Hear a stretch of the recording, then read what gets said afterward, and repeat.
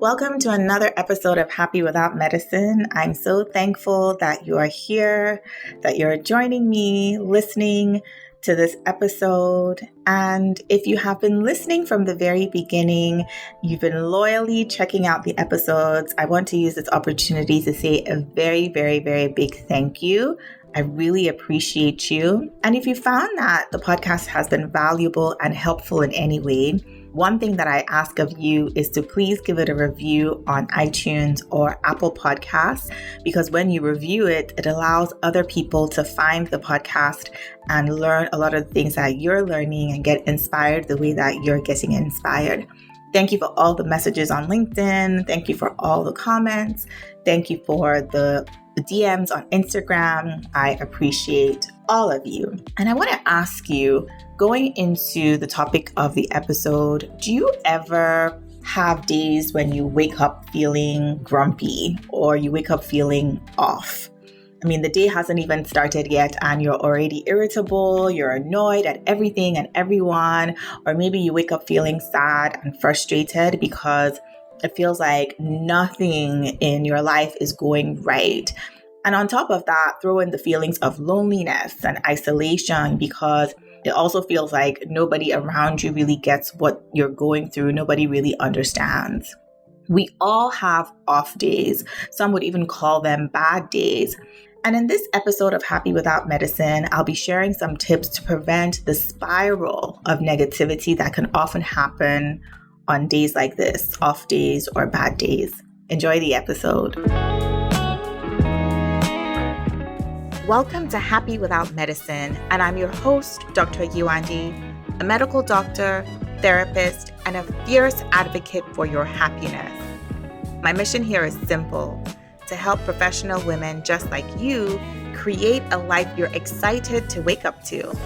It's time to make the happiness you feel on the inside match the success others see on the outside. Let's get started.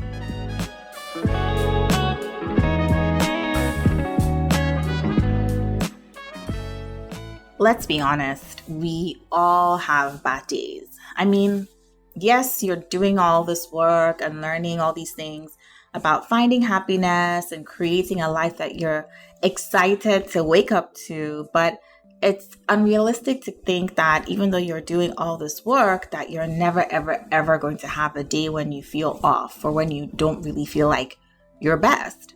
We're all human and we're all constantly pushing up against the weight of stress, against the weight of burnout, against the weight of, finding meaning and purpose in our lives. We're always pushing against this state of moodiness and darkness in some cases. And whether it's, anxiety, depression, all of these things can be quite draining. Putting in the work to push back against these things can be quite draining. And for some of us, these feelings of being off may last a few hours. For some of us, it may last a couple of days, maybe even a few days.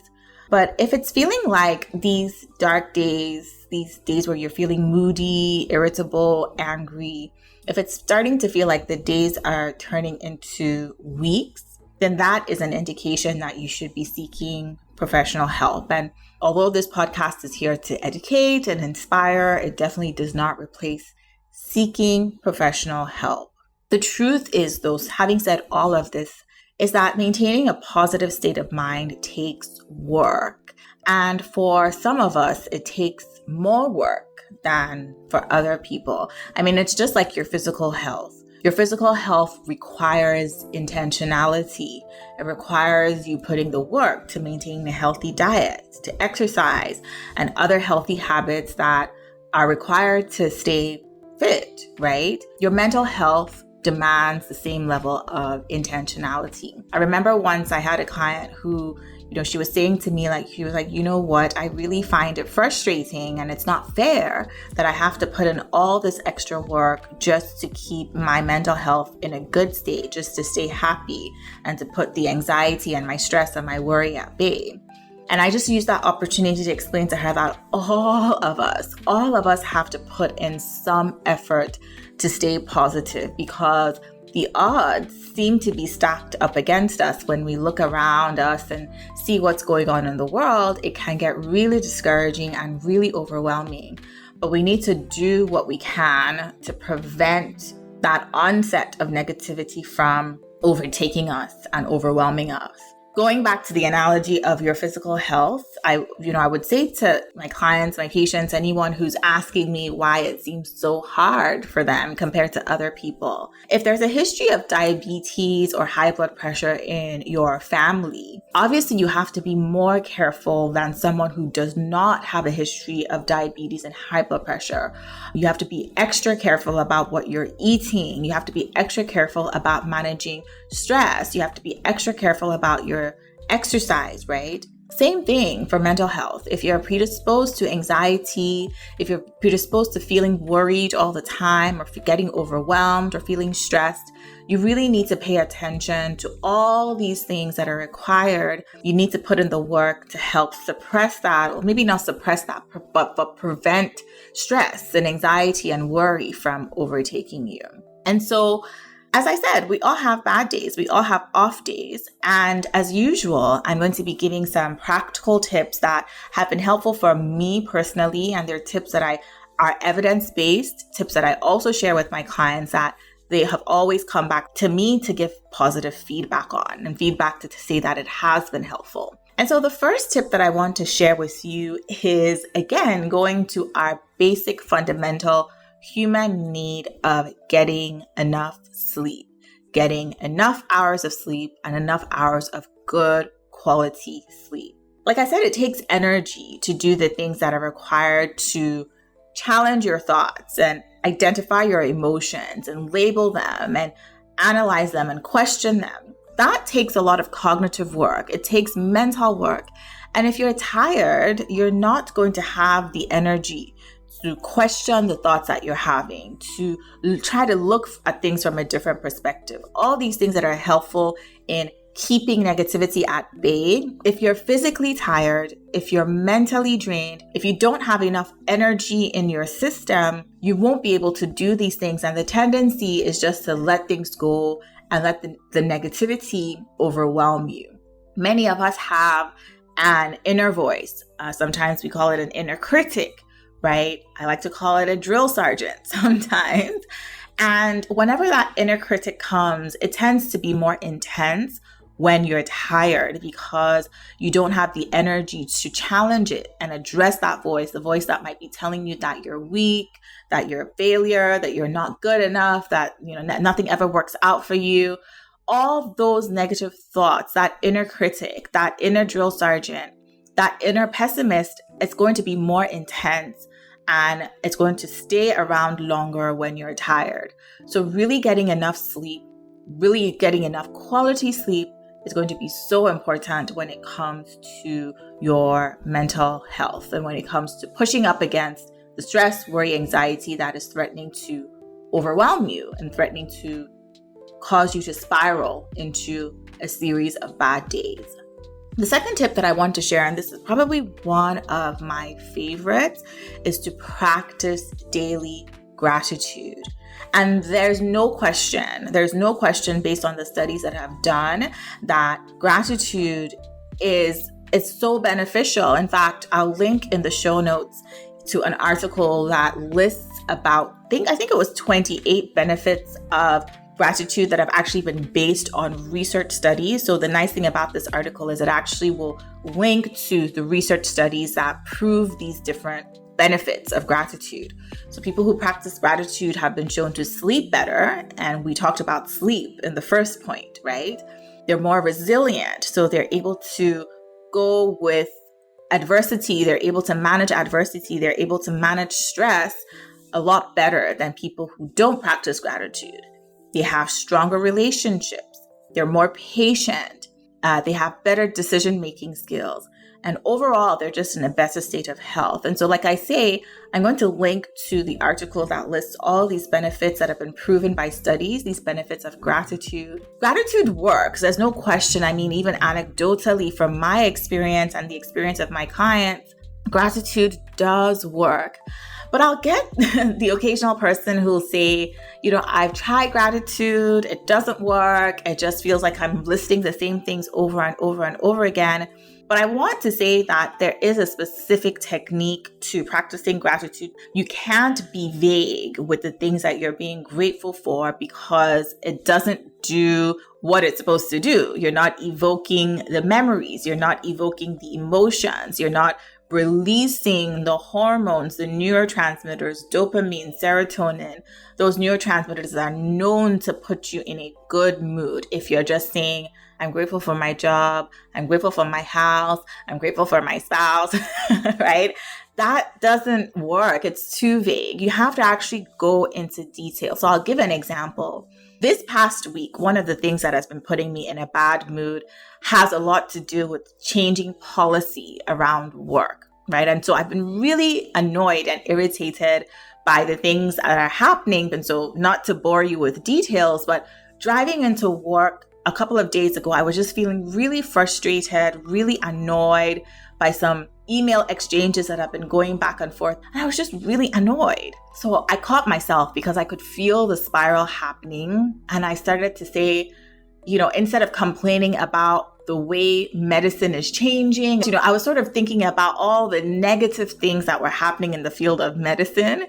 But I caught myself and I'm like, no, you're going in today to see patients. I need to change my attitude. And so what did I do? I started to go into gratitude for my career.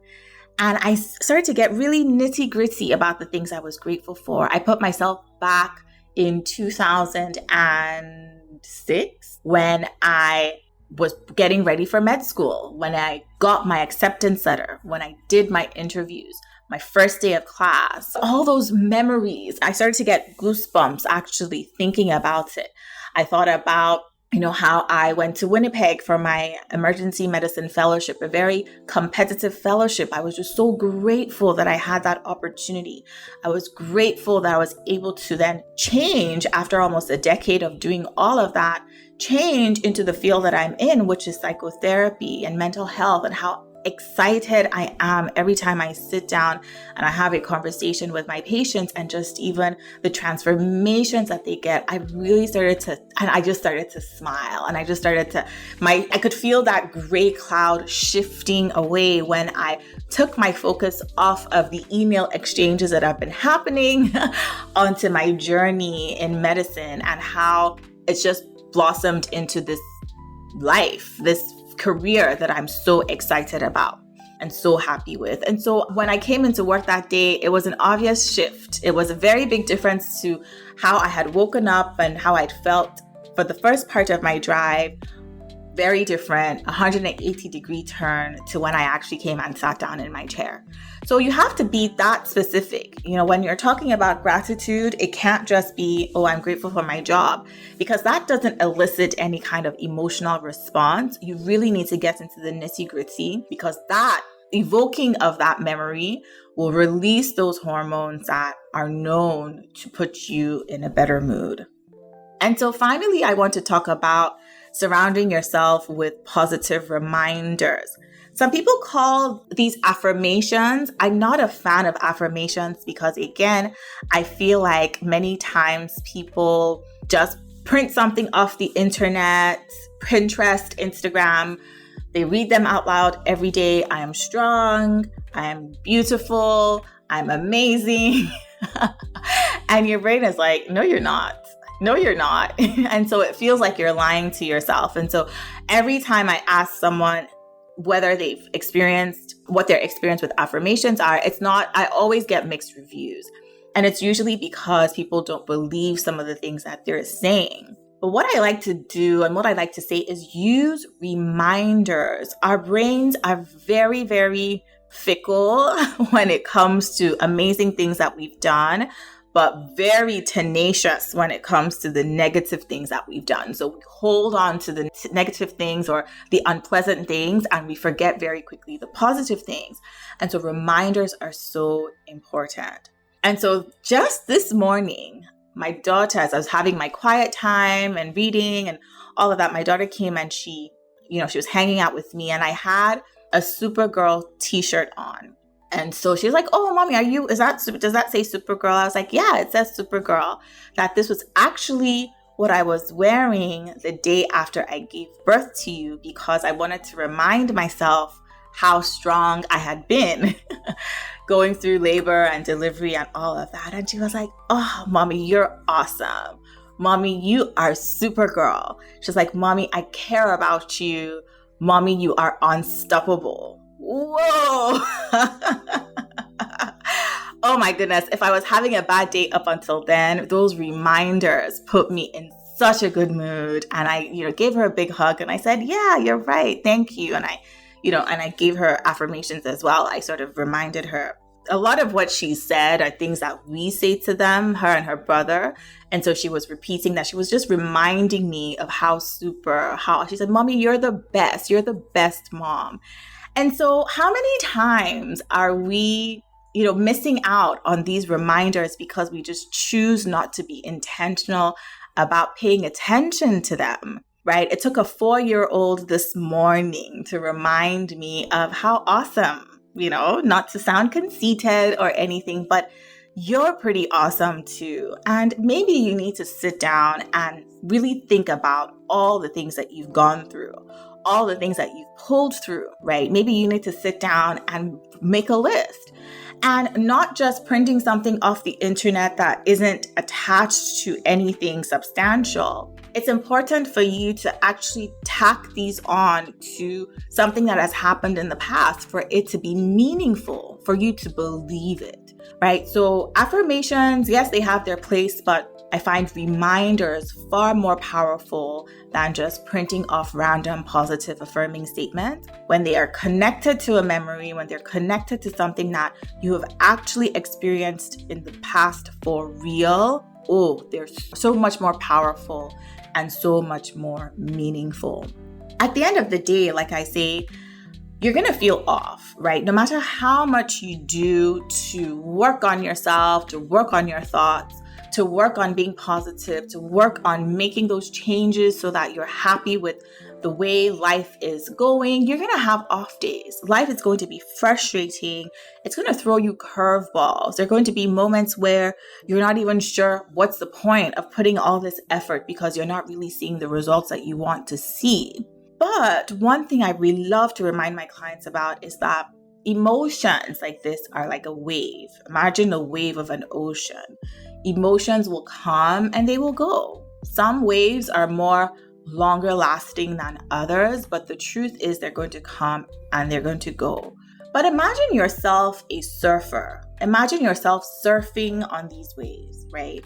You're going to need a surfboard to prevent you from being pulled under by the power of these waves, right? If you don't have a surfboard, you're going to be pulled down into that spiral of negativity.